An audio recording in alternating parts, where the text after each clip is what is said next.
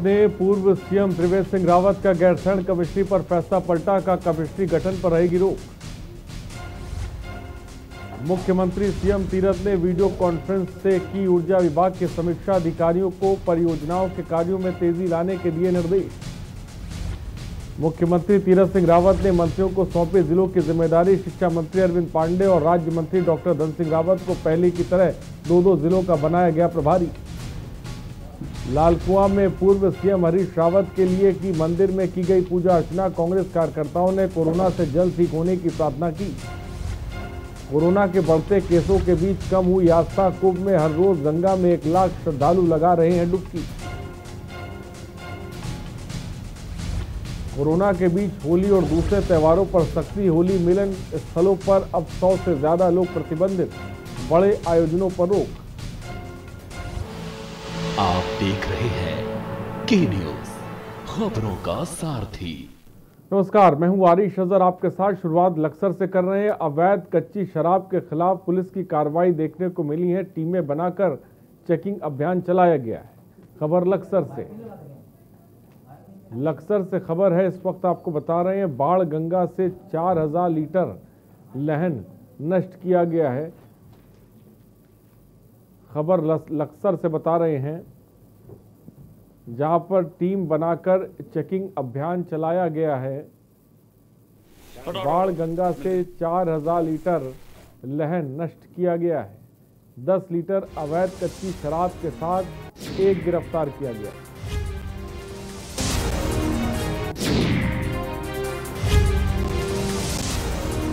खबर लक्सर से।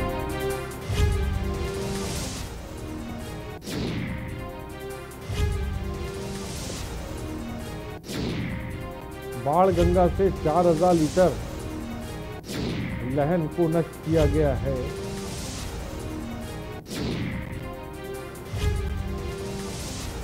टीम बनाकर चेकिंग अभियान चलाया गया।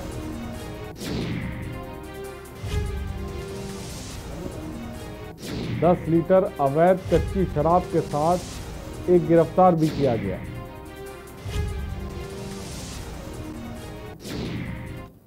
और विकास नगर से खबर है, 8 ग्राम हेरोइन के साथ 2 तस्करों को गिरफ्तार किया गया। विकास नगर से खबर है, पुलिस ने एनडीपीएस एक्ट के तहत मुकदमा दर्ज कर लिया है। कोतवाली विकास नगर अंतर्गत हरबटपुर क्षेत्र से गिरफ्तारी हुई है। अब 8 ग्राम हेरोइन के साथ 2 लोगों को धर दबोचा गया। विकास नगर पुलिस को बड़ी कामयाबी मिली।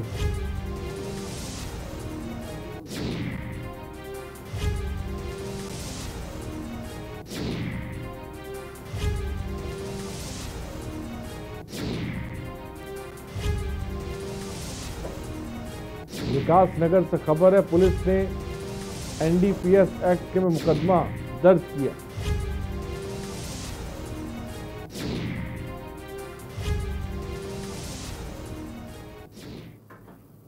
और सीएम तीरथ सिंह रावत ने वीडियो कॉन्फ्रेंसिंग के जरिए ऊर्जा विभाग की समीक्षा करते हुए अधिकारियों को निर्देश दिए। निर्माणाधीन विद्युत परियोजनाओं के कार्यों में तेजी लाई जाए। सीएम ने ऊर्जा विभाग के सभी निगमों की आपसी समन्वय के साथ कार्य करने और राज्य की विद्युत उत्पादन और वितरण व्यवस्था को सुदृढ़ करने के निर्देश दिए। सीएम ने कहा कि बिजली चोरी से संबंधित गतिविधियों पर भी निगरानी रखी जाए। इसमें संलिप्त पाए जाने वालों पर सख्त से सख्त कार्रवाई होनी चाहिए।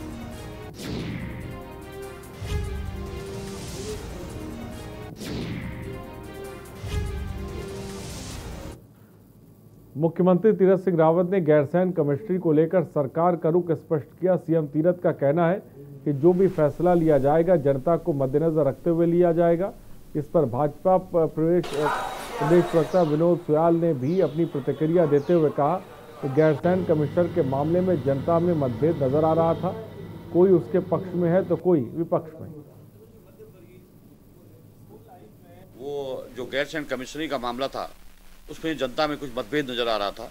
कोई पक्ष उसको बनने के पक्ष में था, कोई चाह रहा था वो न बने, इसलिए उस पर पुनर्विचार किया गया और उस पर पुनः ये देखा जा रहा है कि इसे बनाया जाए, इसलिए उसको फिलहाल उसको पुनर्विचार के रख दिया गया, फिलहाल उस पर स्टे कर दिया गया है माननीय मुख्यमंत्री जी द्वारा। और वो क्योंकि वो कोई भी सरकार हो, लोकतंत्र में रोल बैक करने में ज़्यादा परेशानी नहीं होनी चाहिए।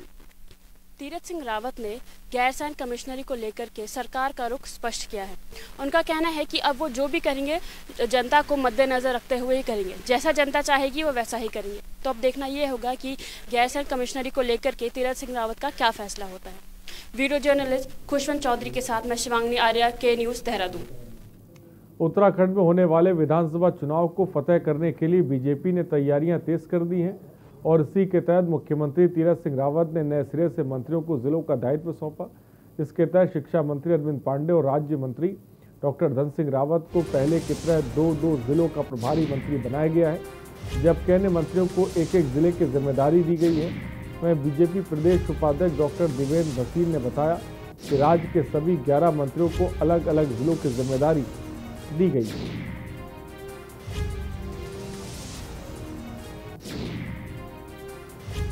मुख्यमंत्री श्री तीरथ सिंह रावत जी ने जिला स्तर पर और जमीनी स्तर पर विकास को तेज गति देने के लिए प्रदेश सरकार के सभी 11 मंत्रियों को अलग अलग जिलों का प्रभारी मनोनीत किया है और उनसे अपेक्षा की गई है कि वे जिला नियोजन अनुश्रवण समिति और विकास कार्यों का पर्यवेक्षण करेंगे।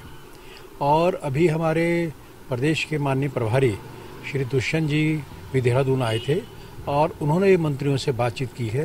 तो सरकार जो है वो जमीनी स्तर तक विकास को तेजी से ले जाने के प्रति पूरी तरह गंभीर है। रुकते हैं ब्रेक के लिए, जल्द हाजिर होंगे। आप देख रहे हैं के न्यूज़, खबरों का सारथी।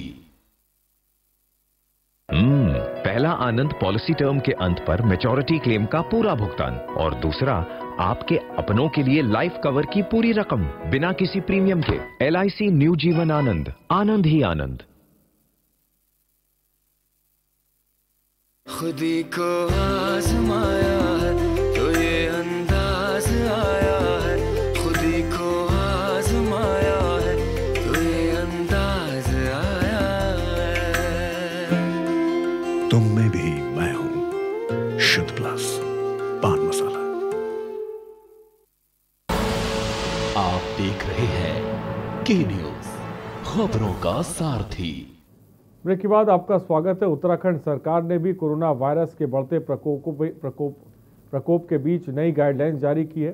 राज्य सरकार की तरफ से जारी गाइडलाइंस के मुताबिक होली में जहां होली जलनी है वहां की क्षमता के हिसाब से सिर्फ 50% लोगों के ही मौजूद रहने की अनुमति है। 60 साल से ज़्यादा और 10 वर्ष से कम आयु के लोगों और गंभीर बीमारी से पीड़ित लोगों को भी समारोह में नहीं जाने के निर्देश हैं। वहीं कंटेनमेंट जोन में होली पूर्णतः प्रतिबंधित रहेगी। लोगों को अपने घरों में ही त्यौहार को मनाने की अनुमति दी गई।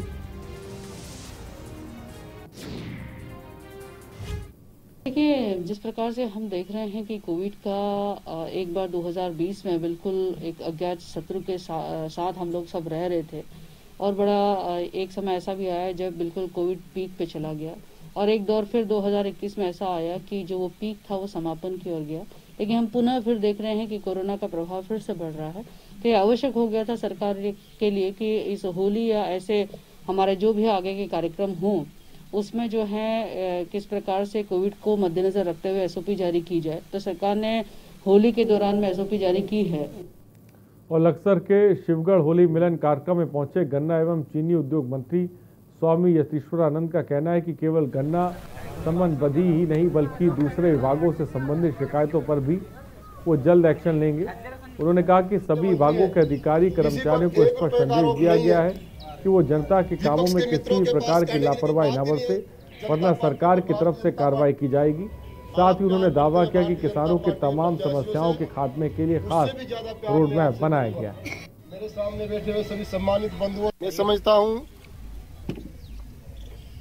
कि जो किसानों से संबंधित जो हमारी समस्याएं हैं, मेरा कोई भी किसान भाई या कोई भी किसान प्रतिनिधि मंडल मेरे से मिला नहीं था, क्योंकि मैं किसान का बेटा हूं। गन्ना कैसे पैदा होता है, गेहूं कैसे पैदा होता है, चावल कैसे पैदा होता है और तमाम फसलें कैसे पैदा होती है और किस मौसम में तैयार की जाती है, मैं उनसे भली भांति परिचित।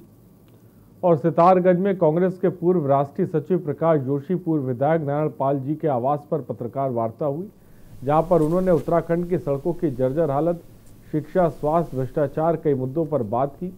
उन्होंने कहा कि जनता भाजपा को सत्ता से बेदखल करने का अपना मन बना चुकी है और 2022 के विधानसभा चुनाव में कांग्रेस पूर्ण बहुमत से सरकार बनाएगी। वहीं पूर्व विधायक नारायण पाल ने कहा कि यह सरकार सरकारी धन का दुरुपयोग अपने निजी स्वार्थ के लिए कर रही है।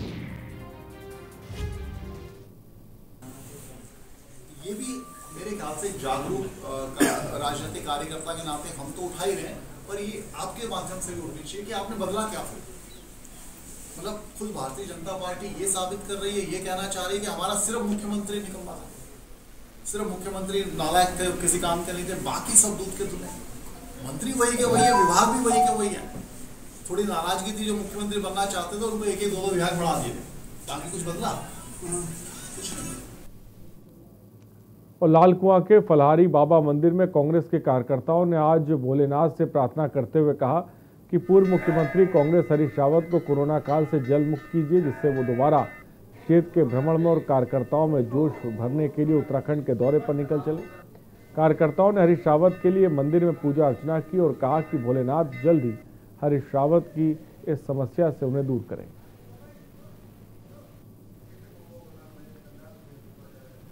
माननीय हरीश रावत जी के लिए भोलेनाथ जी से कामना की है कि वह कोरोना पॉजिटिव से नेगेटिव होकर जिस तरह से उन्होंने जो है हमारे उत्तराखंड के लिए लगातार अपने प्रयासों से विकास के द्वार खोले हैं, विकास का आयाम खोले और जन जन के बीच में वो लगातार अपने क्षेत्र की समस्याओं को लेकर काम करते रहे हैं। हमारे भोले शंकर से प्रार्थना है कि यथाशीघ्र उनके स्वास्थ्य को लाभ प्रदान करें। मंदिर में आकर के हम सब लोग, ये हमारे जितने ये सब बंधु भाई आए हुए हैं, हम सब लोग प्रार्थना करते हैं कि हरीश रावत जी कोरोना से जल्दी मुक्त होकर हम लोगों के बीच में आएँ।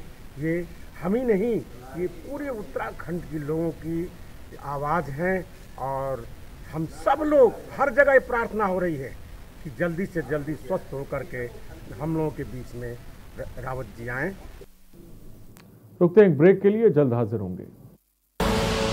आप देख रहे हैं के न्यूज़, खबरों का सारथी। LIC लेकर आया है LIC जीवन लक्ष्य, जो दे आपके परिवार को सुरक्षा, बचत, खुशियाँ और रखे जीवन के हर कदम पर आपका ख्याल। अधिक जानकारी के लिए आज ही अपने LIC एजेंट या शाखा से संपर्क करें। LIC, जिंदगी के साथ भी, जिंदगी के बाद भी। बीमा आग्रह की विषय वस्तु है। आप देख रहे हैं के न्यूज़, खबरों का सारथी। और ब्रेक के बाद आपका स्वागत है खबर देहरादून से, जहां भाजपा के प्रदेश प्रभारी दुष्यंत कुमार के बयानों पर पूर्व सीएम ने प्रतिक्रिया दी। पूर्व सीएम त्रिवेंद्र सिंह रावत का कहना है कि पार्टी नेतृत्व कार्यकर्ताओं के बारे में विचार करता है, नेतृत्व जो भी निर्णय लेगा उसको मैं स्वीकार करूंगा। गौरतलब हो कि उत्तराखंड के पूर्व मुख्यमंत्री त्रिवेंद्र सिंह रावत के बयान अभिमन्यु का छल से वध हुआ और पांडवों ने इसका प्रतिकार करो बयान पर भाजपा के प्रदेश प्रभारी दुष्यंत कुमार ने कहा था कि अभिमन्यु एक बड़े नेता थे, उनकी बड़ी संख्या में समर्थक थे। उन्होंने कहा था कि पूर्व मुख्यमंत्री त्रिवेंद्र की चिंता केंद्रीय नेतृत्व को करनी है। संगठन राष्ट्रीय स्तर पर विस्तार कर रहा है। नहीं, जो हमारे राज्य के प्रभारी जी ने कहा है, भारतीय जनता पार्टी में हमारा नेतृत्व हमारे बारे में विचार करता है और नेतृत्व जो भी निर्णय करेगा उसको हम स्वीकार करेंगे। खबर बंगलौर से, जहां टिकोला गांव में गन्ना मंत्री स्वामी यतीश्वरानंद का भव्य स्वागत हुआ। वहीं गन्ना मंत्री बनने के बाद स्वामी कई गांव के किसानों के बीच पहुंचे, जहां किसानों सहित भाजपा नेताओं ने स्वामी का फूल माला से स्वागत किया। इस मौके पर गन्ना मंत्री ने गन्ना किसानों के समस्याओं से निजात दिलाने की बात कही। वहीं गन्ना मंत्री ने कहा कि किसानों की समस्या जल्द ही दूर की जाएगी।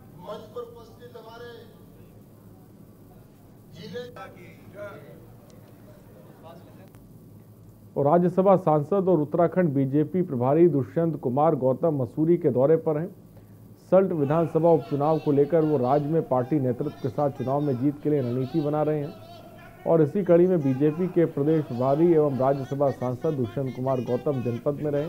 यहाँ कैबिनेट मंत्री गणेश जोशी और कार्यकर्ताओं ने उनका आयोजित कार्यक्रम में भव्य स्वागत किया। इस मौके पर बड़ी संख्या में बीजेपी कार्यकर्ता मौजूद रहे। भारतीय जनता पार्टी एक कैडरेट पार्टी है। आज हमारी पार्टी के राष्ट्रीय महामंत्री, राज्यसभा के सांसद और मसूरी के प्रभारी, उत्तराखंड के प्रभारी आज मसूरी आए और उन्होंने आज कार्यकर्ताओं का प्रदर्शन किया। निश्चित ही उसका लाभ भारतीय जनता पार्टी को मिलेगा और एक बार फिर प्रदेश के अंदर भारतीय जनता पार्टी की सरकार मिलेगी। हम अपने कार्यकर्ता को बार बार एक ही बात जो याद कराते हैं और याद कराने भी चाहिए, क्योंकि आज की तारीख में मानव का दिमाग है ना तांबे के बर्तन की तरह, जिसको साफ नहीं करोगे तो काला हो जाएगा।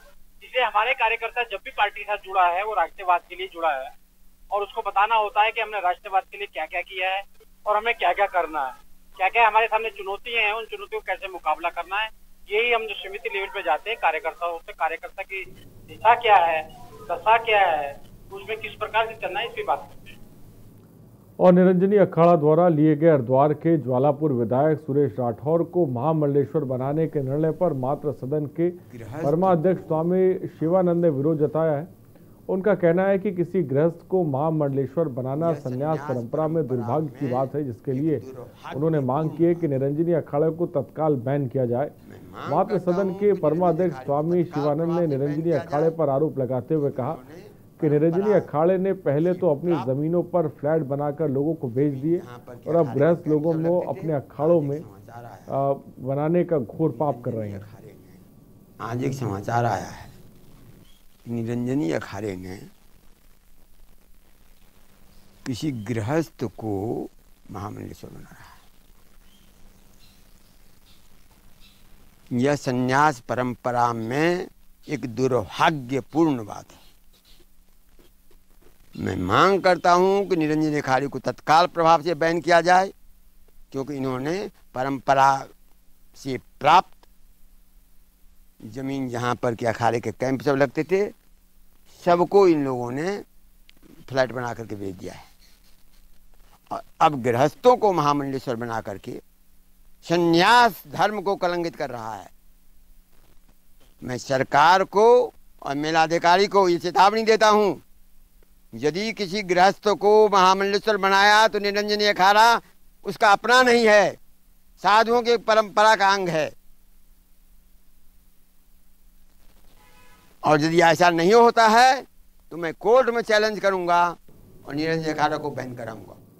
रुकते हैं एक ब्रेक के लिए, जल्द हाजिर होंगे। आप देख रहे हैं के न्यूज, खबरों का सारथी। LIC लाया है जीवन लाभ, एक ऐसी एंडाउमेंट पॉलिसी जिसमें एक निश्चित अवधि के बाद आपको प्रीमियम नहीं भरना होगा, फिर भी फायदों का सिलसिला चलता रहेगा। LIC, जिंदगी के साथ भी, जिंदगी के बाद भी। खुदी को आजमाया है तो ये अंदाज आया है, खुदी को आजमाया है तो ये अंदाज आया है। तुम में भी मैं हूं, शुद्ध प्लस पान मसाला। आप देख रहे हैं के न्यूज, खबरों का सारथी। ब्रेक के बाद आपका स्वागत है खबर रुद्रपुर से, जहां पंतनगर कृषि विश्वविद्यालय के तमाम प्रोफेसर पिछले 9 दिनों से 5 सूत्री मांगों को लेकर कार्य बहिष्कार पर हैं। आज भी शिक्षकों ने कृषि महाविद्यालय में प्रदर्शन करते हुए सरकार और विश्वविद्यालय प्रशासन से मांगे पूरी करने को लेकर प्रदर्शन किया। इस दौरान उन्होंने कहा कि जब तक उनकी मांगे पूरी नहीं हो जाती तब तक उनका कार्य बहिष्कार जारी रहेगा। पिछले 9 दिनों से पंतनगर कृषि विश्वविद्यालय के प्रोफेसर 5 सूत्री मांगों को लेकर कार्य बहिष्कार कर रहे हैं। तो पंतनगर विश्वविद्यालय में प्रोफेसरों का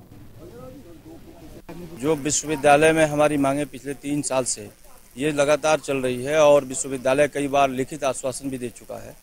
यहाँ पे हमारी मुख्य मांग है कि जो हमारे कृषि विज्ञान केंद्र है वो परियोजना में कार्यरत जो शिक्षक हैं उनका जो 7वां वेतन आयोग है वो नहीं लागू हो रहा है।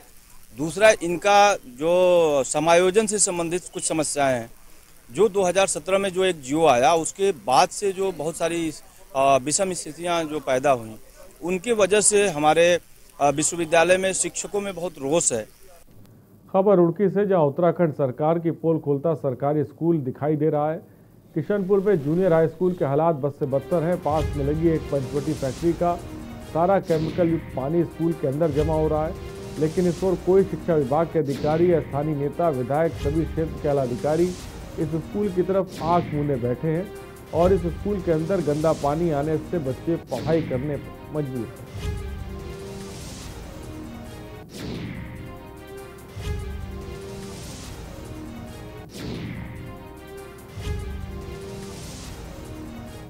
हम या तो मॉर्टिन वगैरह जलाते हैं, करते हैं। फ़ैन, हमें सर्दी में भी फ़ैन चलाना पड़ता था पहले, जिससे कि थोड़ा मच्छर बाहर निकल जाए। उसके बाद फिर पढ़ाई कराई जाती है बच्चों को। तो ये विषम परिस्थितियां हैं जिसमें हम काम कर रहे हैं। और सबसे बड़ी प्रॉब्लम हमारे सामने आ रही है कि इस गंदे पानी और गंदगी की वजह से हमारी छात्र संख्या जो है, उसकी उपस्थिति वो कम हो रही है। वो भी चिंता का विषय है। हम बच्चों को यहाँ बुलाते हैं, बच्चे पढ़ने के लिए आते हैं और वो दीवार कूद के उनको आना पड़ रहा है स्कूल के अंदर।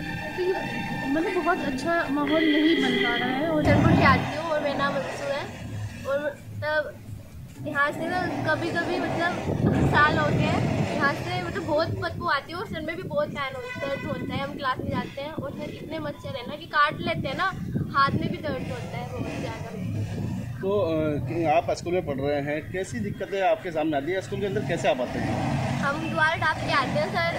पहले तो मुझे से भी आते थे, बट अब द्वार टाप के आते हैं। फैक्ट्री है किशनपुर में, उसका निरीक्षण हमने पिछले सप्ताह ही किया था। यस, पानी उसका जो है बाहर निकलता हुआ पाया गया। हमने पानी का सैंपल लिया है, सैंपल को प्रयोगशाला के लिए भेजा है और तुरंत उसको नोटिस दिया गया है। पंचवटी की तरफ से अपना जो ETP, जो उत्प्रवाह शुद्धिकरण संयंत्र जो होता है, उसके अपग्रेडेशन का प्रस्ताव भी आया है। लेकिन क्योंकि हमने सैंपल इकट्ठा कर रखा है, सैंपल की रिपोर्ट अपेक्षित है। मुझे लगता है कि 1-2 दिन में उसकी रिपोर्ट आ जानी चाहिए। और विकास नगर से इस बीच बड़ी खबर हम आपको बताने जा रहे हैं। 212 पेटी अंग्रेजी शराब के साथ एक गिरफ्तार। अवैध रूप से लाई जा रही थी ये शराब। मामले में पिकअप चालक की गिरफ्तारी हुई।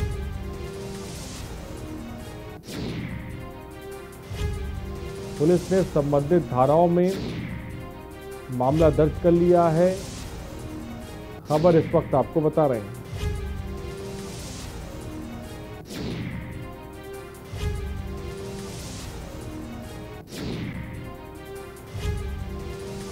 सेलाकुई थाना क्षेत्र से हुई गिरफ्तारी और बरामदगी। विकास नगर 212 पेटी अंग्रेजी शराब के साथ एक गिरफ्तार हुआ।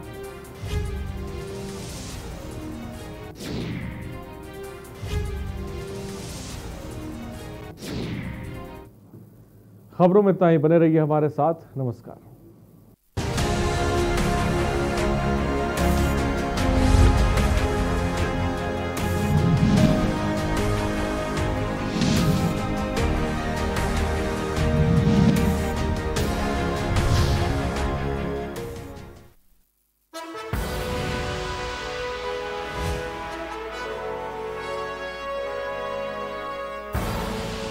आप देख रहे हैं के न्यूज, खबरों का सारथी।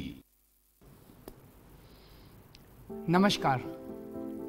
हमारे देश के वैज्ञानिकों ने काफ़ी मेहनत के बाद कोरोना वैक्सीन बनाई है। कुछ लोग ये वैक्सीन लगवाने से डर रहे हैं। मैं उन्हें बताना चाहता हूँ कि ये वैक्सीन पूरी तरह से सेफ है। मैं खुद एक शुगर का मरीज हूँ और मेरे माँ बाबूजी काफ़ी बुजुर्ग हैं। मैंने ये वैक्सीन खुद भी लगवाई है और अपने माँ बाबूजी को भी लगवाई है। ये वैक्सीन पूरी तरह से सुरक्षित है।